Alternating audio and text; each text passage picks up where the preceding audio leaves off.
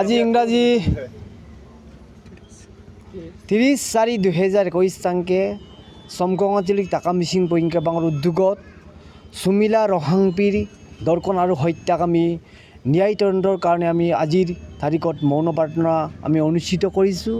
আৰু যিসকল হত্যাকাৰীয়ে আমাৰ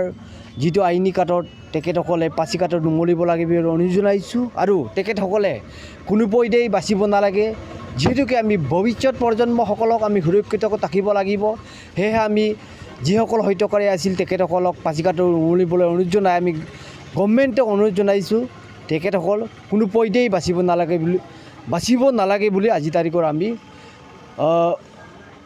সুমিলা ৰহাংপিৰ আত্মাই যিহতেই থাকক তেখেতে শান্তিৰে থাকক বুলি আমি মৌন প্ৰাৰ্থনা সমকং আঞ্চলিক টাকা মিচিং পইংকাপাং তৰফৰ পৰা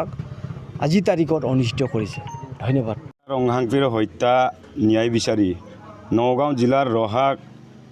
খাইগড় প্ৰকাশ বৰঠাকুৰ পৰিয়ালৰ দ্বাৰা পশ্চিম কাৰ্বি আংলং জিলাৰ কুসুম ৰংহাং গাঁৱৰ কাৰ্বি জীয়ৰী সুমিলা ৰহাংপিৰ হত্যাৰ প্ৰতিবাদত আৰু হত্যাকাৰীক উচিত শাস্তি দিয়াৰ দাবীত আৰু ন্যায় বিচাৰি সমকং আঞ্চলিক TMPK MMK TMMK আৰু সমকং আঞ্চলিক ট্ৰাইবেল সংঘৰ উদ্যোগত এক শ্ৰদ্ধাঞ্জলি অনুষ্ঠানৰ জৰিয়তে প্ৰতিবাদ সাব্যস্ত কৰিছোঁ। বৰঠাকুৰ পৰিয়ালৰ যিখিনি হত্যাকাৰী সিহঁতক উচিত তদন্ত কৰি উচিত শাস্তি দিব লাগে বুলি আমি দাবী উত্থাপন কৰিছোঁ। চৰকাৰক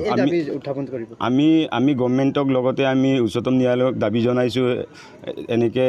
বলৎকাৰ কৰি হত্যা কৰা মানুহবিলাকক ডাইৰেক্ট পাচি কাটত ওলমাব লাগে বুলি আমাৰ ফালৰ পৰা আমি দাবী জনাইছোঁ।